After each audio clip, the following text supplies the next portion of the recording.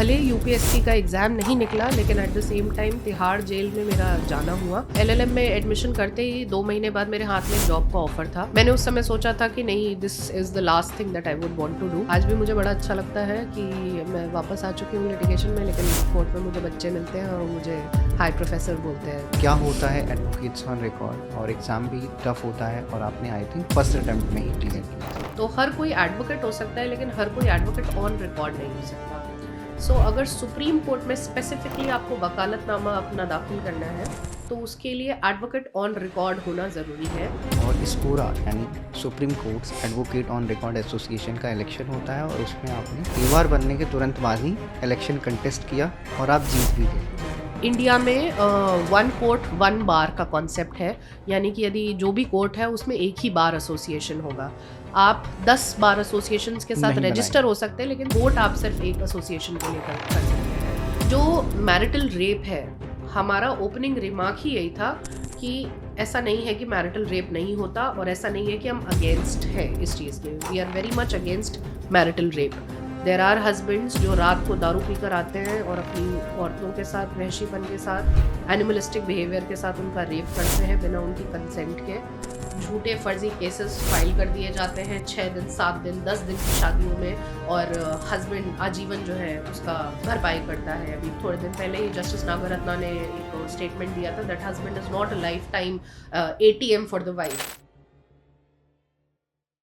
Hello viewers, you are watching Law Seco Insights. In Law Seco Insights, we discuss various legal issues. Today, we have Pragya Parijat ma'am. She is an advocate on record, and today we will be discussing with her about legal profession. Welcome ma'am on LawSikho. Thank you so much for having me here. Ma'am, legal profession है, इसको consider किया जाता है कि ये एक tough profession है, और एक विमेन के लिए और टफर माना जाता है कंपैरेटिवली मैन के। तो आपकी जर्नी इस लीगल प्रोफेशन में कैसे रही, और कैसा, मतलब आप इसके बारे में क्या सोचते हैं? इंडीड लीगल प्रोफेशन, भले इसका कितना भी मजाक बनाया जाए कि जो कुछ नहीं करता वो वकालत करता है, बट पर से मैं मानूंगी कि ये one of the toughest technical degree है। और यदि आप थोड़ी सी भी नेसेंट स्टेज में इनिशियल ईयर्स में मेहनत कर लेते हैं तो बेहद रिवॉर्डिंग प्रोफेशन है। और ये ऐसी डिग्री है जिसका डायरेक्ट एप्लीकेशन या जिसके परिणाम तुरंत एप्लीकेबल होते हैं। आपने 5 मिनट की जिरह की और आपके उस 5 मिनट की बहस से किसी की लाइफ चेंज हो सकती है। तो मैं तो बोलूँगी कि ये मेरी लाइफ में कॉमेडी ऑफ एरर्स ही था जिसकी वजह से लॉ आया। तो बेसिकली मैं यूपी से बिलोंग करती हूँ और पढ़ने में ऑन एन एवरेज मैं अच्छी रही हूँ। आई वुड से मैं टॉप 5 में रहती थी।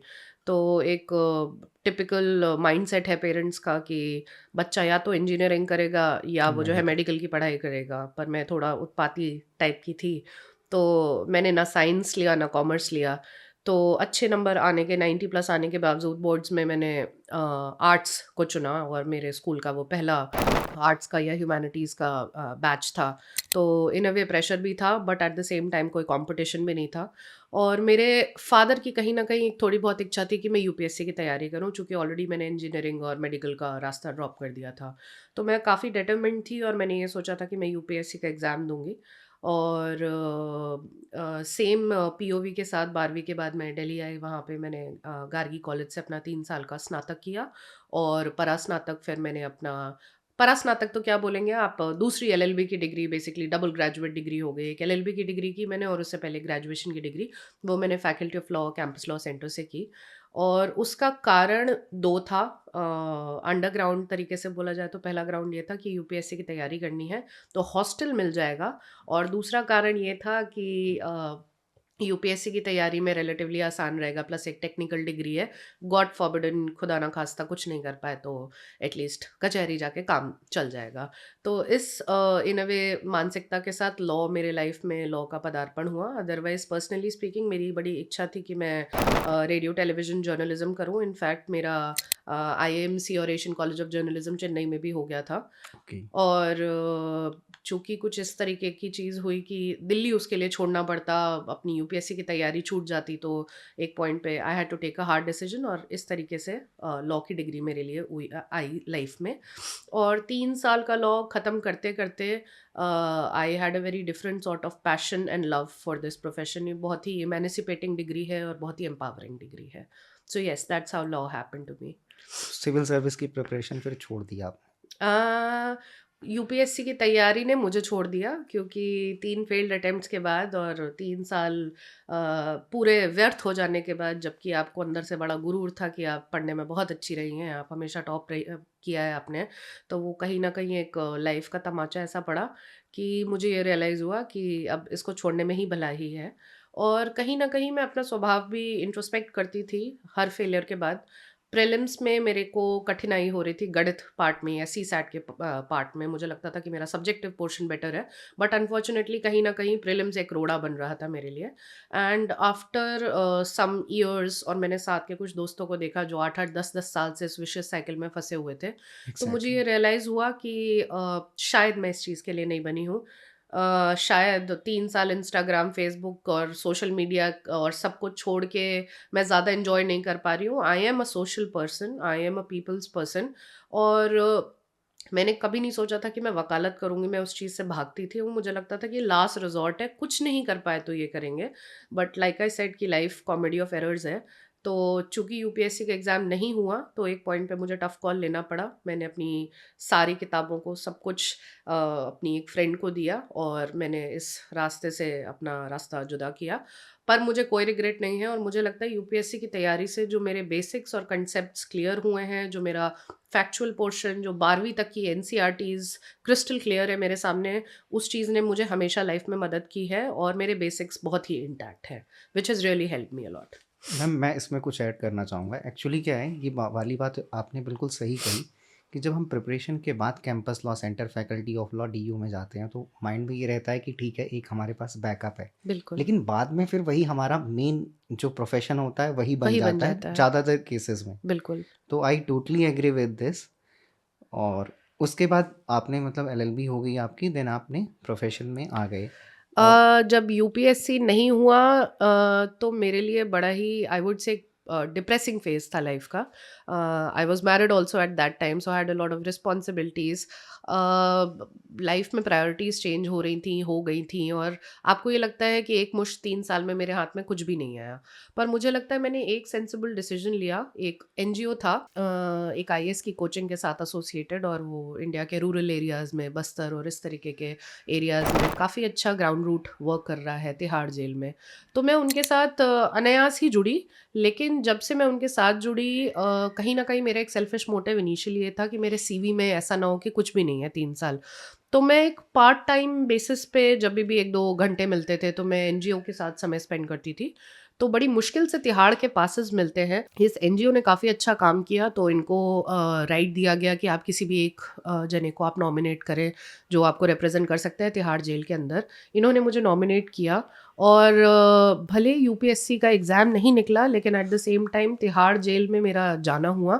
तो 25 साल की उम्र से ऑलमोस्ट 28 से 29 साल की उम्र तक मैं 4 साल महिला कारागार जेल नंबर 6 वहाँ पे गई हूँ as a legal counsellor representing this NGO. और वहाँ पे जो भी मैंने लॉ की डिग्री में थ्योरेटिकली पढ़ा था और जो एक्चुअली ग्राउंड रियलिटीज़ है, उसके बीच में मैंने बहुत डिफरेंस पाया। डिफरेंस। और मैंने कोशिश की कि मैं कुछ लोगों की मदद कर पाऊँ, if not a lot of people. मुझे बड़ी अच्छी जेल सुपरिटेंडेंट ने बात कही थी उस समय, वो आगमूट काडर में थी, और उन्होंने पहले दिन मुझे यही बोला कि दुनिया के बाहर और इस दीवार के परे लाइफ बहुत डिफरेंट है। आप प्रॉमिस मत करिए, झूठे वायदे मत करिए, और 10 लोगों की मदद मत करिए, सिर्फ एक जने की मदद करिए। तो वही मेरा मोटिव था, वही मेरा टारगेट था कि इवन इफ मैं किसी एक जने की हेल्प कर पा रही हूँ अपनी लीगल डिग्री से, तो शायद लाइफ विल बी मीनिंगफुल। तो इवन इफ मेरा एग्ज़ाम नहीं निकला, लेकिन कहीं ना कहीं पर्सनली ये मुझे एक बहुत सेटिस्फाइंग एक मैंने साथ में काम किया है, जो मुझे लगता है आगे जाके बहुत बिल्डअप किया। एंड लॉ की डिग्री यूपीएससी ना निकलने के बाद मैं बहुत ही ब्लैंक थी कि 3 साल बाद अभी तो कुछ भी नहीं है मेरे हाथ में, तो मैं क्या करूं। स्टार्टिंग के कुछ, और चूंकि साथ के प्रोफेशन के फ्रेंड्स लिटिगेशन में थे, मैंने उनसे डिस्कस किया। तो स्टार्टिंग के 10-15 दिन मैं सिर्फ कोर्ट्स गई हूँ और चीज़ें समझने की स्टार्ट की। वकालत का वी भी नहीं आता था मुझे, मैंने पहले समझा कि दिल्ली में कितने कोर्ट्स हैं, सुप्रीम कोर्ट क्या है, हाई कोर्ट क्या है, कौन सा चीफ जज कहाँ बैठता है, रजिस्ट्रार कोर्ट्स कहाँ हैं, बेसिक निटी ग्रिटीज़। और जब मुझे उस जगह में थोड़ी थोड़ी दिलचस्पी आई, मैं अनायास ही बिना किसी काम के, मुझे याद है मैं 8-8 9 9 घंटे कोर्ट में ऐसी बैठी रहती थी और जरह सुनती रहती थी वकीलों की। खाली थी, कुछ भी नहीं था, ना पैसे थे, बड़ा ही कॉन्फिडेंस डामाडोल था। तो 8-10 दिन बाद फिर मैंने मन बनाया कि अब कहीं पे मैं अप्लाई करती हूँ। इवेंचुअली मैंने अप्लाई किया और एक सीनियर एडवोकेट हैं सुप्रीम कोर्ट के, उनके फर्म में मैं गई। और चूँकि मेरे पास उस समय तिहाड़ का भी पास था, तो डुअल कैपेसिटी में मैंने उनके यहाँ काम किया। मैं रिसर्चर और भी थी, ग्रास रूट लेवल की, and at the same time मैं लिटिगेशन भी करती थी। So yes, this is how my litigation journey began. आपने एलएलएम भी करी और वो भी कैम्ब्रिज यूनिवर्सिटी से, तो ये कैसे एकदम से शिफ्ट हुआ? मतलब आप प्रैक्टिस कर रहे थे और फिर एलएलएम करने के लिए चले गए? जी। ये भी एक अलग ही, आई वुड से, एक एक्सपीरियंस रहा। एलएलएम करने की इच्छा मेरी सदा से थी और मैं एकेडमिकली हमेशा इंक्लाइन रही हूँ। मेरे पेरेंट्स की भी बड़ी इच्छा थी कि मैं एक मास्टर्स की डिग्री करूँ, क्योंकि उन्हें लगता था एलएलबी की एक या बेसिक ग्रेजुएट डिग्री शायद इनफ नहीं है। तो बड़ा ही एकेडमिकली इंक्लाइन मेरे घर का माहौल रहा है, तो उनकी बड़ी इच्छा थी कि मैं एक मास्टर्स की डिग्री करूँ। बट चूंकि सिचुएशन उस समय नहीं बन पा रही थी और मैं 3 साल के वॉइड के बाद मैं प्रैक्टिस में आ गई, तो उस समय तो मेरे लिए ये बहुत ज़रूरी था कि दिल्ली में रहते हुए अपने खर्चे गुजारने के लिए कम से कम नौकरी करना बहुत ज़रूरी है, ताकि जो इतना लंबा वॉइड है वो पूरा हो जाए। वो करने के बाद 2019 में मेरी बड़ी बहन है, वो यहाँ इंडिया आई हुई थी। उनसे कई बार ऐसी बात बात में डिस्कस हुआ। वो कहती थी कि तुम्हारी बड़ी इच्छा है, तुम क्यों नहीं ट्राई कर रही हो। तो फॉर द फर्स्ट टाइम कुछ ऐसी घर की स्थिति थी कि उनकी तबीयत ख़राब थी, उनके साथ मुझे इज़राइल जाना पड़ा। वो इज़राइल में रहती थी, वो वहाँ साइंटिस्ट है। तो जब मैं अपनी बड़ी बहन के पास गई और 1.5 महीने उनके पास रही, तो वो सितंबर अक्टूबर का समय था। मुझे लगा खाली बैठे एक बार ट्राई करते हैं। तो जब मैंने गूगल पे एलएलएम लिखा है, एलएलएम फ्रॉम अब्रॉड, तो 5000 तरीके की वेबसाइट खुल गई और इतना बड़ा सागर समुंदर की समझ ही नहीं आ रहा था कहाँ से स्टार्ट करूँ। फिर कुछ अच्छे लोगों से परिचय हुआ, बात हुई। उन्होंने बोला कि पहले डिसाइड करो क्या पसंद है, कौन सी कंट्री जाना प्रेफ़र करोगे। तो मुझे ये था कि मैं शायद अमेरिका भी नहीं जाना प्रेफ़र करूँगी, मैं यूके की से ही डिग्री लेना प्रेफ़र करूँगी। तो चूँकि मार्क्स या क्रेडेंशियल्स डिग्री वाइज़ अच्छे रहे हैं, तो मैंने सिर्फ़ एक यूनिवर्सिटी के लिए अप्लाई किया, क्योंकि बाकियों की टाइमलाइन भी जा चुकी थी, स्कॉलरशिप्स की डेट जा चुकी थी, और मैं नॉर्मल मिडिल क्लास फैमिली से आई हूँ, तो मेरे लिए पैसा एक बहुत बड़ा कंसर्न था। मैंने सिर्फ़ एक यूनिवर्सिटी के लिए अप्लाई किया, which is university of Cambridge. And I was very fortunate कि जनवरी 2019 में मुझे ऑफ़र आया। एंड मुझे बाकियों ने बोला कि ये बहुत बड़ी चीज़ है, मुझे उस समय तक नहीं समझ आ रहा था। और जब हमारा कैम्ब्रिज में एलएलएम का पहला दिन था, जब ओरिएंटेशन हुआ, तो वहाँ पे जो प्रोफेसर्स थीं या डीन, उन्होंने बोला कि यहाँ जो भी बच्चे आते हैं उनको इम्पोस्टर सिंड्रोम होता है, जिसका मतलब है कि आपको लगता है कि क्या मैं ये जगह डिज़र्व भी करता हूँ, मैं कैसे आ गया, सब कोई मुझसे बहुत इंटेलिजेंट है, मैं कैसे सर्वाइव कर पाऊँगा। तो वो प्रिसाइजली मेरे साथ यही आ रहा था। साथ के लोग बहुत अच्छे-अच्छे बैकग्राउंड से आए, बहुत पढ़े लिखे, लेकिन कोई कारण रहा होगा, शायद उन्होंने मुझे चुना। और मैंने अपना बेस्ट वहाँ पे देने की कोशिश की, and that is how Cambridge happened to me. वो मेरे लाइफ़ का बाय फार एक गोल्डन मोमेंट है। और ऑल्दो हम कोविड बैच थे 2019 के, मेरे ही बैच के टाइम कोविड आ गया, एंड हमारा 175 लोगों का अक्रॉस डिफरेंट जुरिस्डिक्शंस का कोहॉर्ट था, जिसमें कम से कम 17 इंडियन थे, 15-16 बच्चे जितने भी भारतीय थे, सारे के सारे इंडिया आ गए। But I decided to stay back, and मुझे लगता है वो मेरे लाइफ का बड़ा डिसाइसिव मोमेंट था, and I made the most of my degree, और उस डिग्री ने मुझे बहुत नवाजा और रिवॉर्ड किया है। मैम, आपने एलएलएम किया कैम्ब्रिज से, तो उससे क्या फ़र्क पड़ा प्रैक्टिस पे, या बाकी आप प्रोफेशन में गए, एकेडमिक्स में भी गए, तो क्या उससे हेल्प हुई हमारी?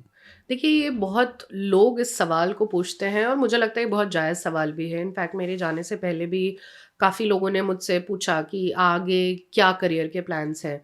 तो मैं बहुत क्लियर थी कि मुझे वकालत ही करनी है। तो सबका यही मानना था कि जब तुम्हें वकालत ही करनी है तो एक एलएलबी की डिग्री काफ़ी है, उसके लिए मास्टर्स की डिग्री ज़रूरत नहीं है। मास्टर्स की डिग्री के साथ आप एकेडमिक्स में जाना आइडियली प्रेफ़र कर सकते हैं। बट मेरे अंदर क्या बदलाव आया है, मैं इसको शायद नहीं शब्दों में बयाँ कर सकती। बट आप एक जब मास्टर्स की डिग्री अपने देश के बाहर, कंफर्ट ज़ोन के बाहर जाके करते हैं, तो it's not just a LLM degree but a way of life that you learn. जब मैं 15 से 20 अलग-अलग नेशनैलिटी के लोगों के साथ बैठती हूँ, तो आपको मल्टी अप्रोच समझ आती है, आपको अलग अलग लैंग्वेजेस में वहाँ की जो लीगल नुआंसेस हैं, जो लीगल इश्यूज हैं, आप एक बहुत ही नॉट जस्ट सब्सटैंटिव लेवल पे बट एक प्रोसीजरल लेवल पे आप बहुत सारी चीज़ें समझते हैं और ज्ञान अर्जित करते हैं, जो ज्ञान मुझे लगता है कि कुएं का मेढक बन के आप शायद नहीं सीख सकते। मैं बिल्कुल नहीं डिमीन करूंगी कि भारत की डिग्रियां खराब हैं, ऐसा कुछ। मैं बहुत क्लियर थी कि मैं बाहर जा भी रही हूँ तो मैं वापस आऊँगी, ब्रेन ड्रेन का केस नहीं होगा ये। लेकिन एक बहुत ही होलिस्टिक अप्रोच के साथ बाहर पढ़ाई हुई है। बहुत एक एक दिन में हमें हज़ार हज़ार पेजेस रीड करने के लिए दिए जाते थे। बहुत ही एक्सटेंसिव 9 महीने का कोर्स है।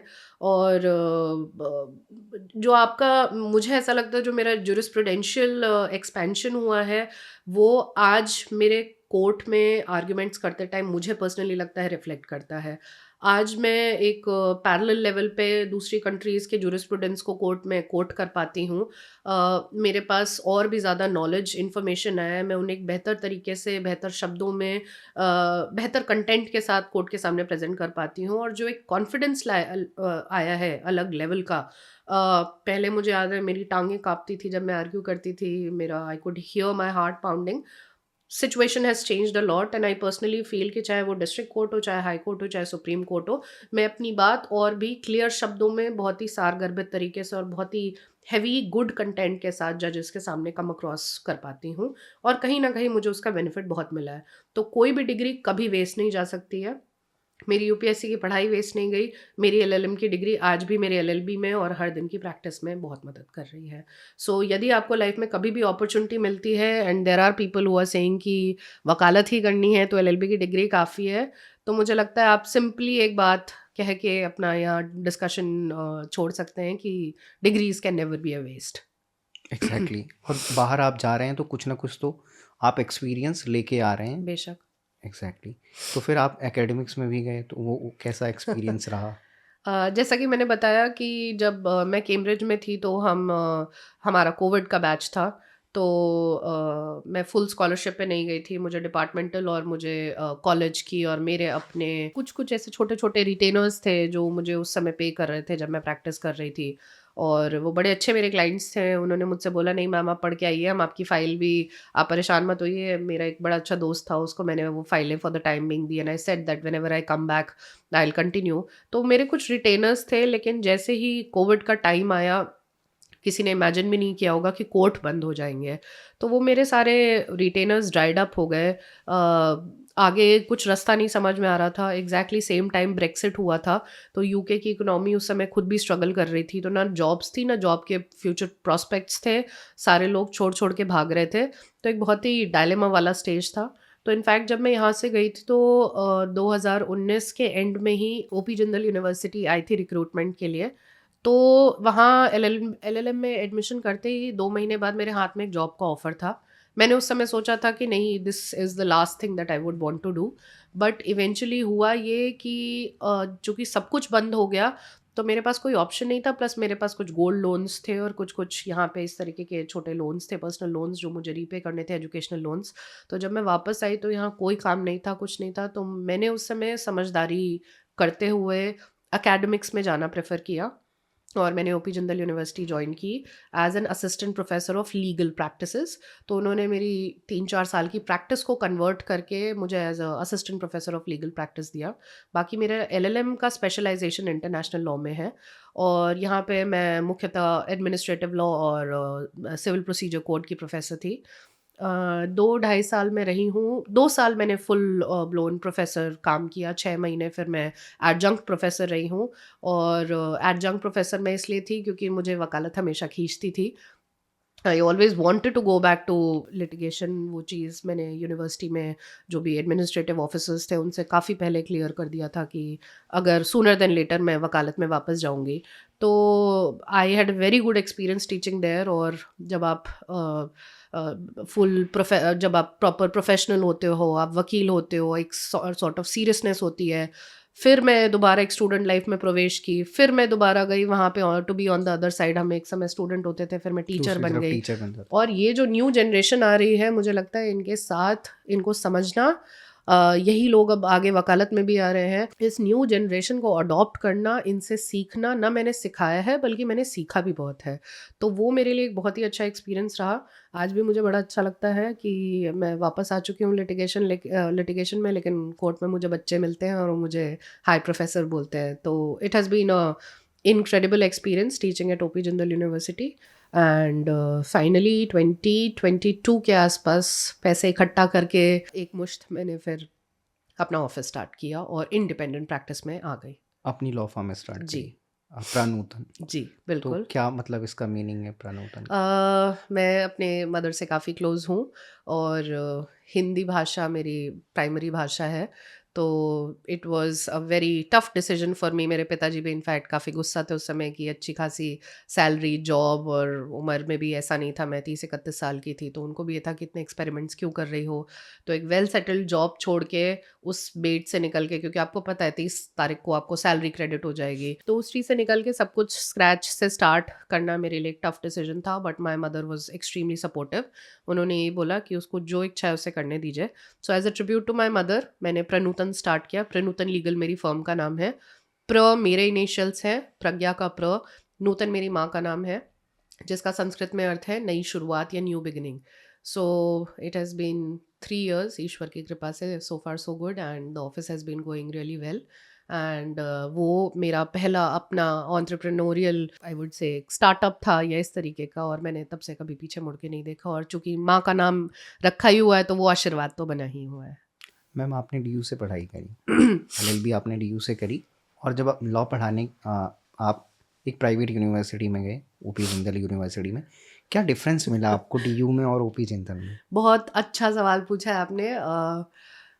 ओपी जिंदल ज्वाइन करने से पहले, I will be very honest, और मैं नाम ले रही हूँ क्योंकि मुझे इस चीज़ से कोई शिकायत नहीं है, मेरे मन में बड़े संशय थे, बहुत डाउट्स थे, क्योंकि मैं एक तो खुद मिडिल क्लास फैमिली से आई हूँ, और डीयू में हमें 8,000 रुपये की सालाना फ़ीस होती थी, जिसमें 5-6 हज़ार रुपये की तो आपको केस मटेरियल्स मिल जाते थे, और थोड़ी बहुत 2-2.5 हज़ार की आपकी फ़ीस होती थी, जो इवेंचुअली रिड्यूस हो जाती थी 3rd ईयर तक आते आते।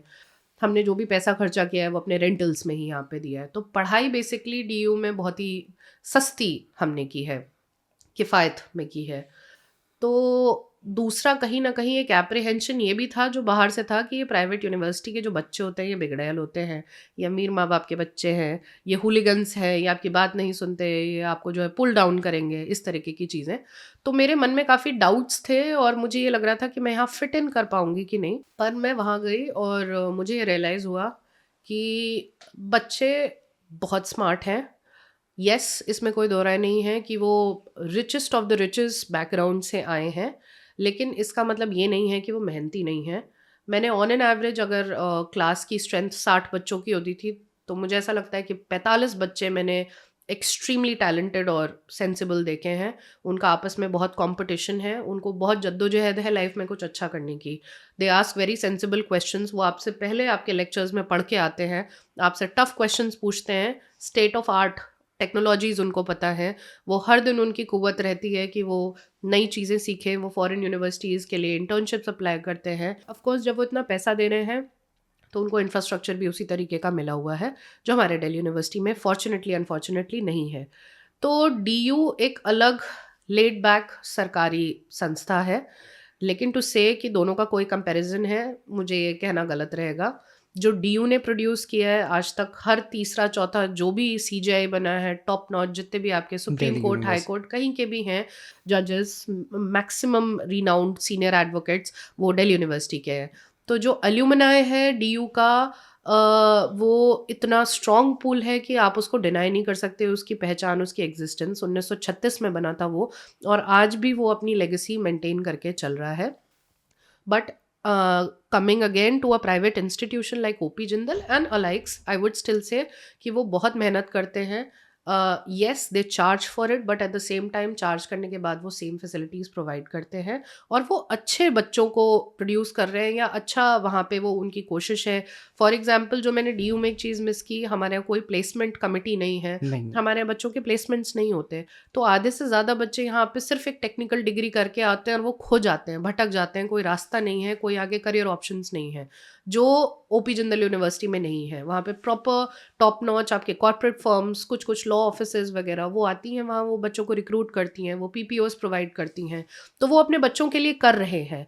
एंड इसी की देन है कि अभी रिसेंटली अगर आप देखेंगे पिछले 3-4 साल से डीजेएस में काफ़ी स्टूडेंट्स जो है वो जिंदल यूनिवर्सिटी के वो जजेस बने। So yes, this is what I have to say. Okay ma'am, आपने AOR एडवोकेट्स ऑन रिकॉर्ड का एग्ज़ाम होता है वो भी क्लियर किया, जी तो क्या होता है एडवोकेट्स ऑन रिकॉर्ड? और एग्ज़ाम भी टफ होता है और आपने आई थिंक फर्स्ट अटेम्प्ट में ही क्लियर किया, जी तो बिल्कुल। कैसा एक्सपीरियंस रहा? बहुत ही अच्छा एक्सपीरियंस रहा। एलएलबी की डिग्री के बाद हर कोई एडवोकेट बन जाता है, जैसे ही वो bar council of exam India का एग्ज़ाम दे देता है, तो हर कोई एडवोकेट हो सकता है, लेकिन हर कोई एडवोकेट ऑन रिकॉर्ड नहीं हो सकता। सो अगर सुप्रीम कोर्ट में स्पेसिफिकली आपको वकालतनामा अपना दाखिल करना है, तो उसके लिए एडवोकेट ऑन रिकॉर्ड होना ज़रूरी है, जिसका मतलब है कि कुछ सेट ऑफ पेपर्स हैं, जैसे कि supreme court rules, drafting, pleading, procedure, ये आपको स्पेसिफिकली एग्ज़ाम एक निकालना पड़ेगा जो साल में एक बार होता है।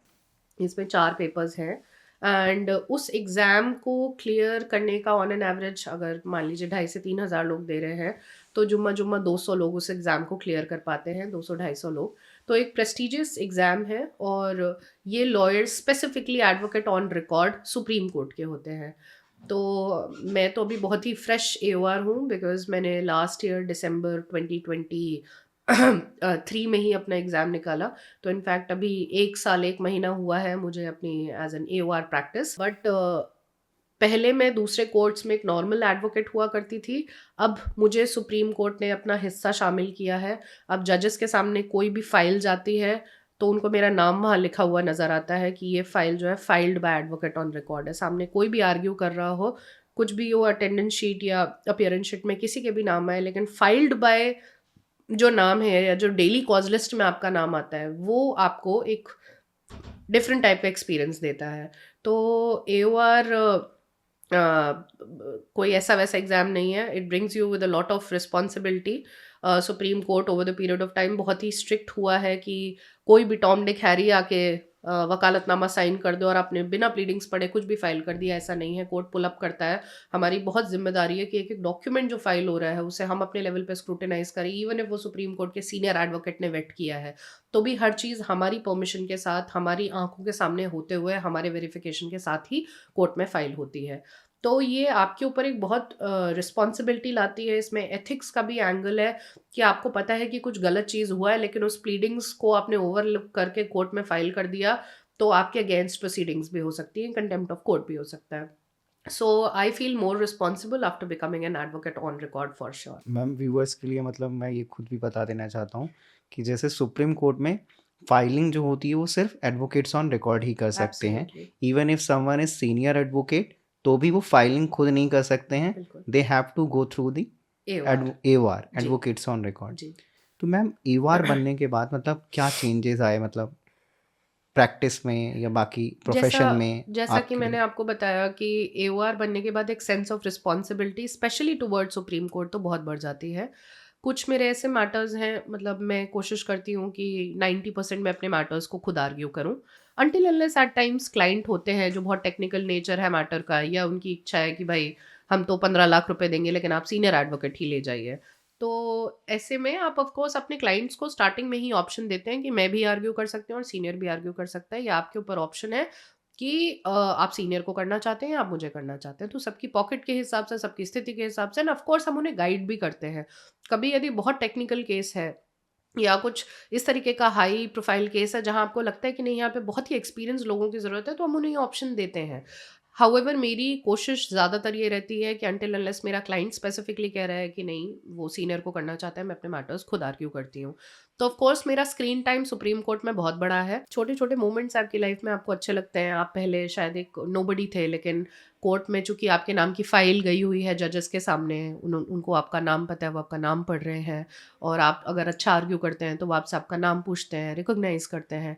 So that is also, so I feel 1 साल 1 महीने में ऐसी स्थिति तो हो गई है कि अ कपल ऑफ जजेस have started at least knowing me by face और by name. And this is totally because अगर आप मेरिट उनके सामने प्रेजेंट कर रहे हैं तो यस, आपका AOR बनने से फोकस काफ़ी शिफ्ट हो जाता है टुवर्ड सुप्रीम कोर्ट. और स्कोरा यानी supreme courts advocate on record association का इलेक्शन होता है, और उसमें आपने AOR बनने के तुरंत बाद ही इलेक्शन कंटेस्ट किया और आप जीत भी गए, जी तो मेंबर एग्जीक्यूटिव. जी. तो ये कैसा एक्सपीरियंस था, और कैसे मतलब इलेक्शन में जाने का कैसा सोचा, और क्या चैलेंजेस थे? आई थिंक मैं बड़ी तूफ़ानी प्रवृत्ति की महिला रही हूँ, और इनफैक्ट ये तो एक पर्सनल जोक भी था, और कितने सारे जो साथ के अपोजिंग कैंडिडेट्स थे, जितने साथ के कैंडिडेट्स थे. सो बेसिकली दिसंबर 2023 में मेरा AOR का रिजल्ट आया. जनवरी 22 को हमें अपना AOR का सर्टिफिकेट मिला. जब आपको सर्टिफिकेट मिल जाता है तभी आप एज सच रजिस्टर्ड AOR हो जाते हैं.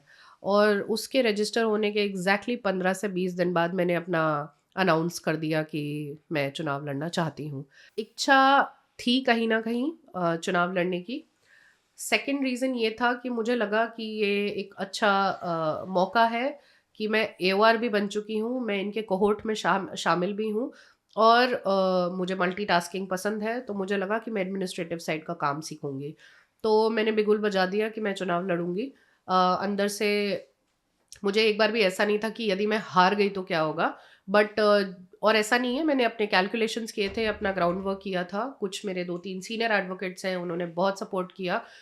उन्होंने मुझसे यही कहा कि जीतना हारना एक बात की बात है, बट आप एटलीस्ट अपना बेस्ट एफर्ट्स दीजिए, एंड कुछ हो ना हो एटलीस्ट यहाँ के लोग आपको रिकॉग्नाइज करने लगेंगे. तो एग्जैक्टली. 2-2.5 महीने मैंने लग के, और मुझे लगता है बहुत मेहनत होती है, मुझे सडनली पॉलिटिशियंस के लिए बहुत रिस्पेक्ट आ गई. 2-2.5 महीने मैंने लग के चुनाव की कैंपेनिंग की है, धूप में पैदल चल के, और ऐसा भी नहीं था कि मेरे पीछे जत्था था. मैं अकेली अपनी कैंपेनिंग करती थी, और चेम्बर्स जा जा के, एडवोकेट्स के ऑफिसेस जा जा के, सोशल मीडिया पे, पर्सनल लेवल पे, फ़ोन पे, SMS से, व्हाट्सएप से, I tried my level best. और एक जो मुझे प्लस पॉइंट लगा, मुझे ये था कि मैं सिर्फ ये नहीं बताती थी कि मैं चुनाव लड़ने जा रही हूँ या मेरा बैलेट नंबर क्या है. आई केम विद एन एजेंडा, और मैंने सबसे पहले अपने एजेंडा फ्लोट किए कि ये 3-4 चीज़ें हैं जो मैं 10 चीज़ें नहीं करना चाहती हूँ, बट ये 3-4 चीज़ें हैं जो मेरी इच्छा है कि मैं ये करूँ. और टू माय सरप्राइज़ मैं चुनाव जीती, और टोटल 8 लोग सेलेक्ट हुए, जिसमें as a first timer usually लोग हार जाते हैं, and I was very fortunate कि मैं चुनाव जीती, और मैं First नंबर time. 3rd पे रही. वोट बहुत अच्छी मात्रा में मिला, बहुत लोगों ने रिकॉग्नाइज़ किया. एंड इसमें 2 साल का टेन्योर होता है, और अभी 1 साल का टेन्योर नियरली अप्रैल में ख़त्म हो जाएगा, तो फिर 1 साल का टेन्योर और है. तो हमारी कुव्वत या हमारी कोशिश यही रहती है कि हम एसोसिएशन को स्ट्रॉन्ग बनाएं. And AOR association, other than SCBA, is actually the backbone of Supreme Court. AORs are the one जो Supreme Court को bureaucratic level पे, administrative level पे, in a way I would say, चला रहे हैं.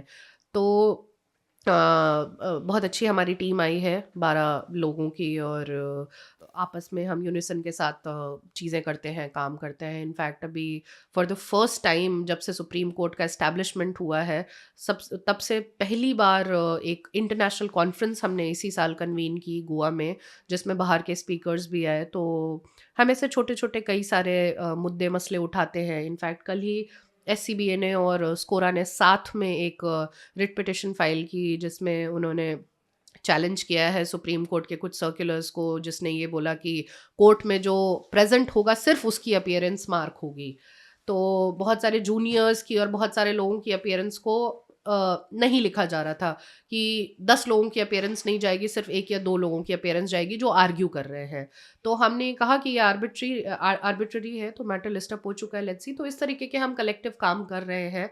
हम भी ये चाहते हैं कि हम लोगों की, AORs की, या अपने बार मेंबर्स की आवाज़ को उठाएं, या उनके हम इश्यूज और कंसर्न्स को हम ओपन माइक के थ्रू, या हम ऐसे ओपन सेशंस रखते हैं जहां लोग आके हमें अपने ट्रबल्स बताते हैं, और इनफैक्ट हम फिर वहाँ रजिस्ट्री के सामने जाके या जजेस के सामने, चीफ जस्टिस के सामने जाके रिप्रेजेंटेशंस देते हैं. मैम ये SCBA supreme court bar association भी है, हम्म. तो क्या फ़र्क है दोनों में वैसे? देखिए, अगर पेरेंट बॉडी बोली जाए, सो एज सच इंडिया में वन कोर्ट वन बार का कॉन्सेप्ट है, यानी कि यदि जो भी कोर्ट है उसमें एक ही बार एसोसिएशन होगा।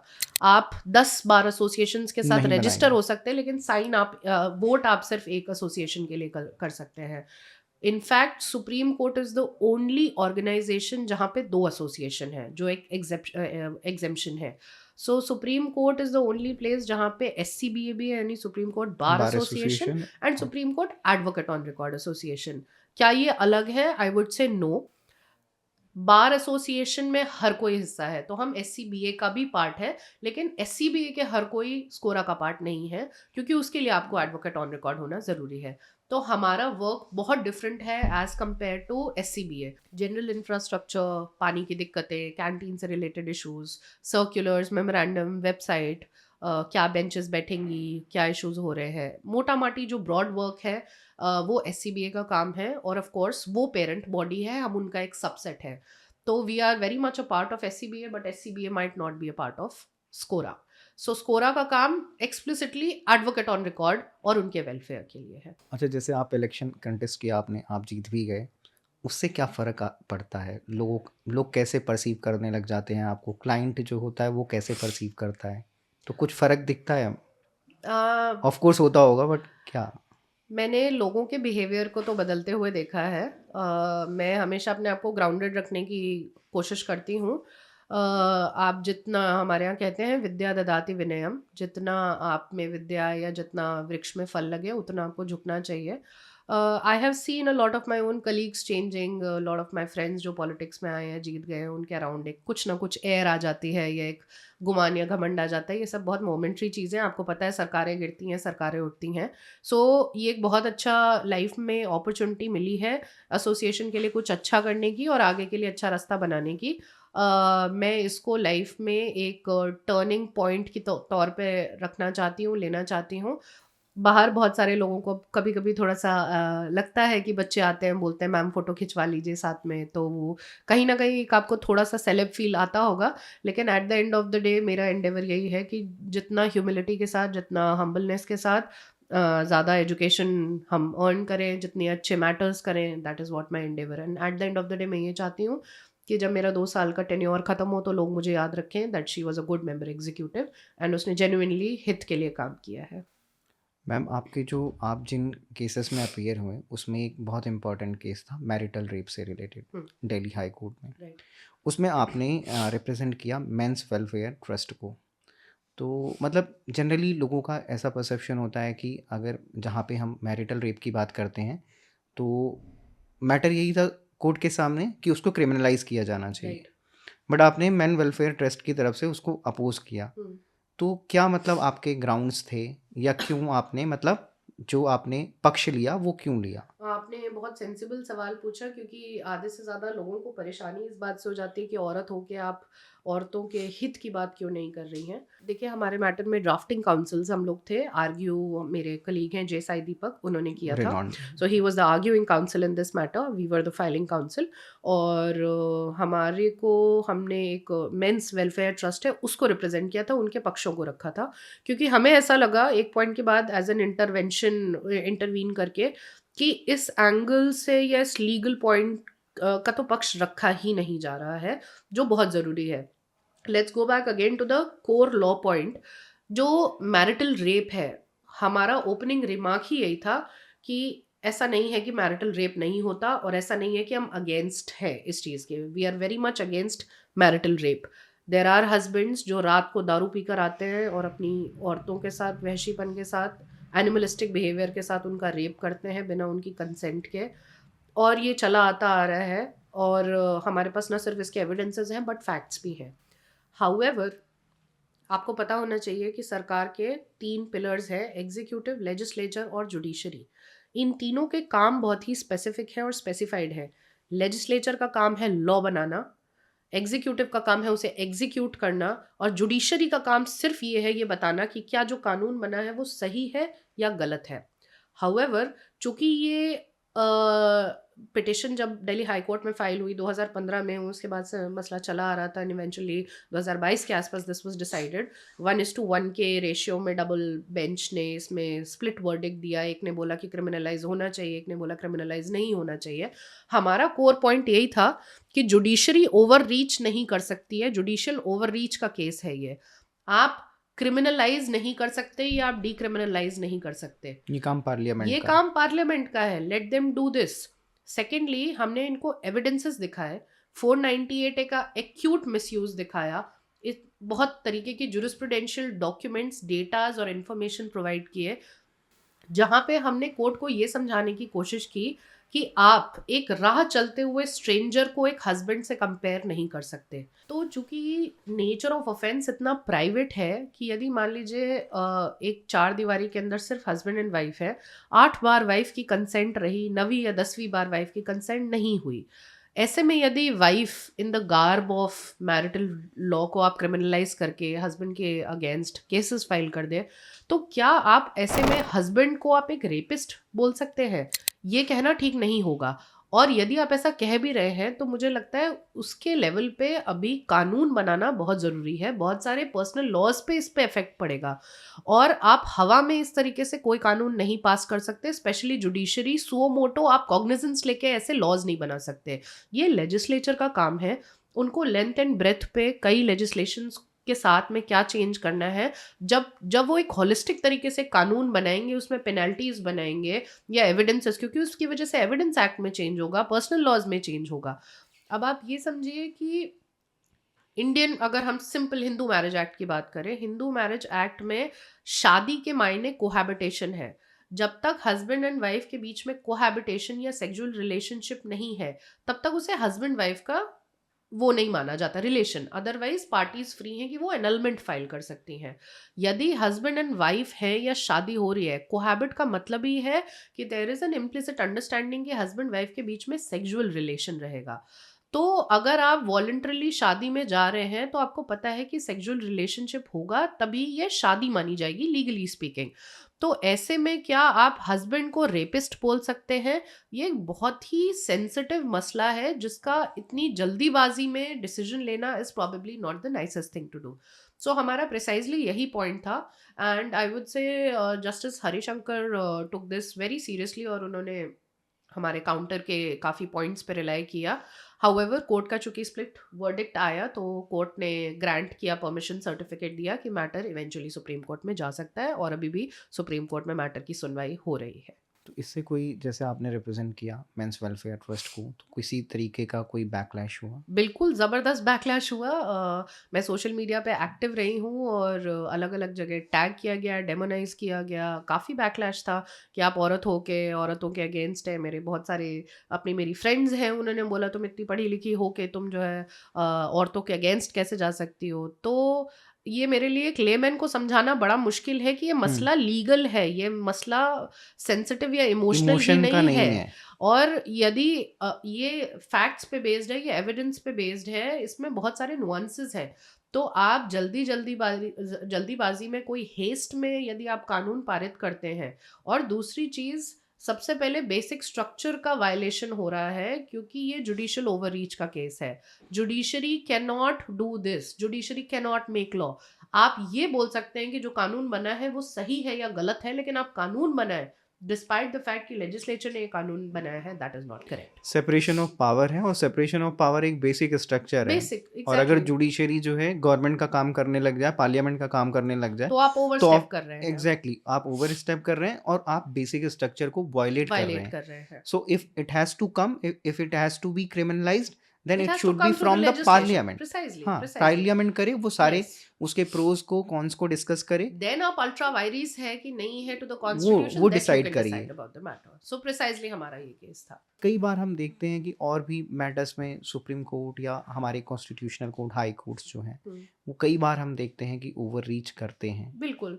देखिए, चेक्स एंड बैलेंसेस हैं, और बहुत सारे टाइम ऐसा हुआ है, हमारे पास हिस्टोरिकल ऐसे एविडेंसेस हैं जहाँ पे किसी पॉइंट पे लेजिस्लेचर ने इंटरवीन किया है, किसी पॉइंट पे जुडिशियल ओवररीच हुई है। अगर आप पूरा बेसिक स्ट्रक्चर के उसको देखें, कैसे बेसिक स्ट्रक्चर इवेंचुअली आया, आया anything can be eventually a basic structure. कोई भी चीज़ ऐसी जो लेजिस्लेचर के पर्व्यू में नहीं है उसे बेसिक स्ट्रक्चर का part. So basic structure doctrine ही बहुत ही एवर इवॉल्विंग है।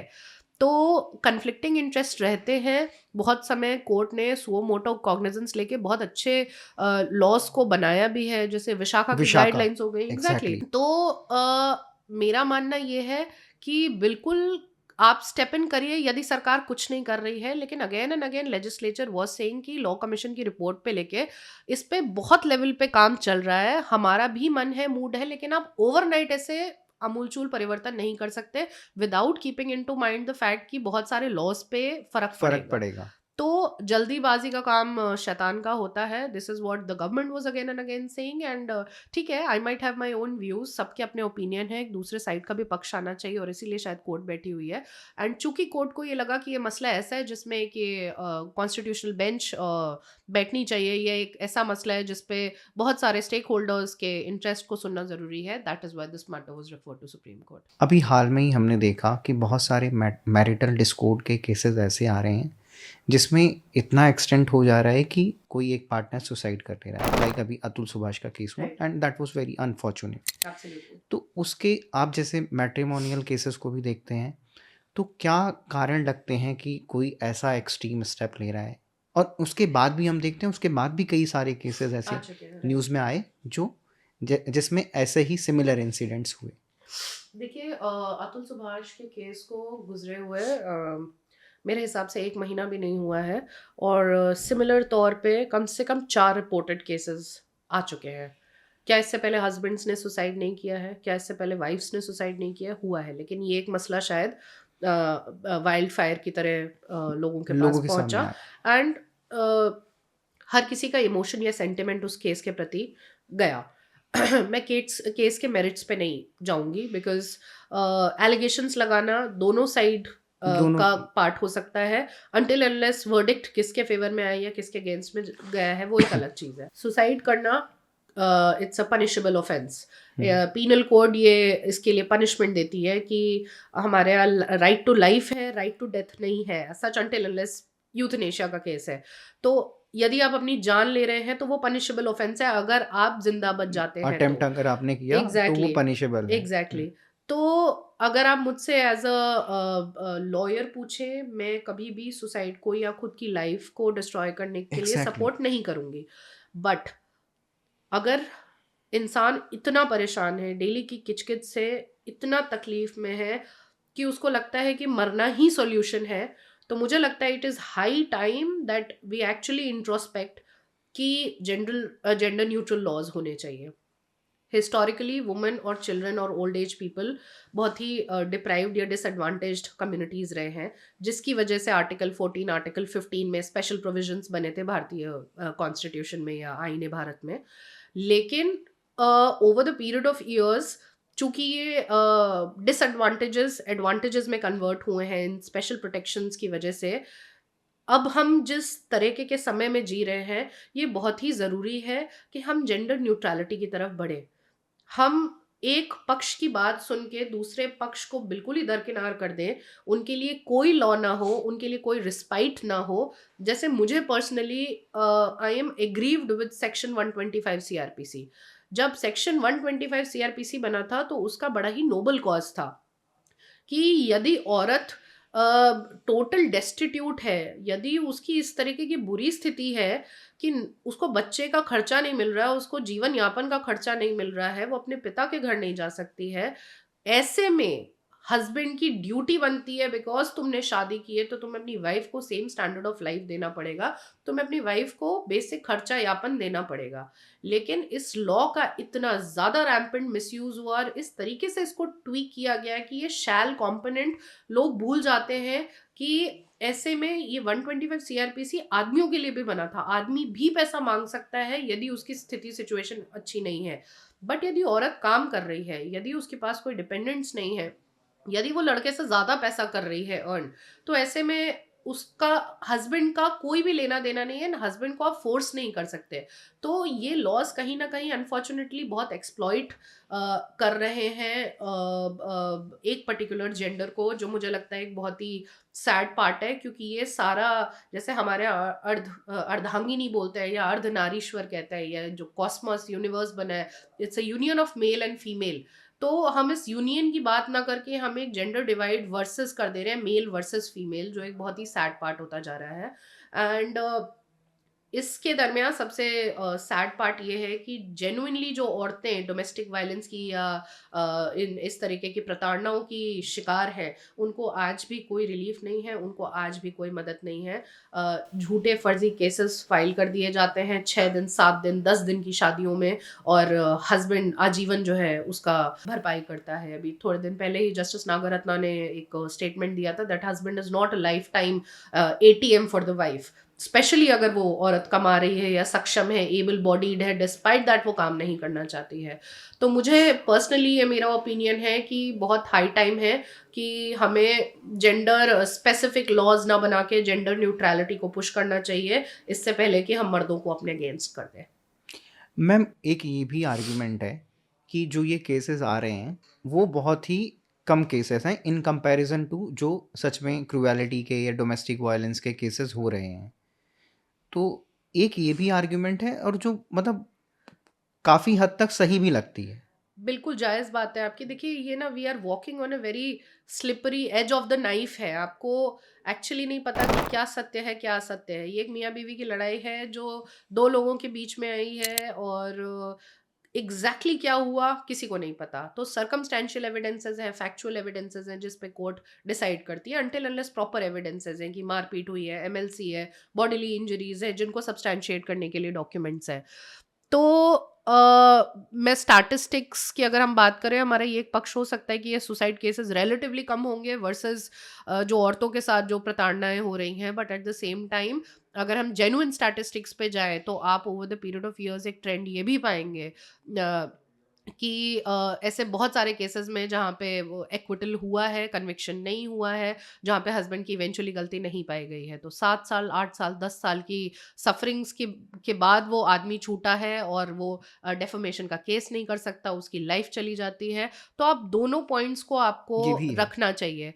तो मुझे लगता है कि कोर्ट्स के लिए ये एक बहुत बड़ा इंपॉर्टेंट कंसिडरेशन है कि यदि पाया जाता है कि एक पर्टिकुलर जेंडर इसका मिसयूज किया और उसने दूसरे पार्टनर को परेशान किया है, तो कुछ ना कुछ पेनल्टी ज़रूर इम्पोज की जानी चाहिए, ताकि वो भी आगे डिटर हों कि वो आगे गलत ना करें।